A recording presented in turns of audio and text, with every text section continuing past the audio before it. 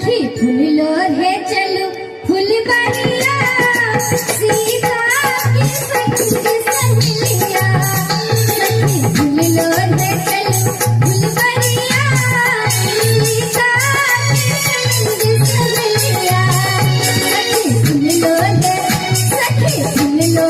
चलो फुलवरिया सीता की सखी सहेलिया सखी फूल हे चलो फुलवरिया सीता की सखी सहेलिया।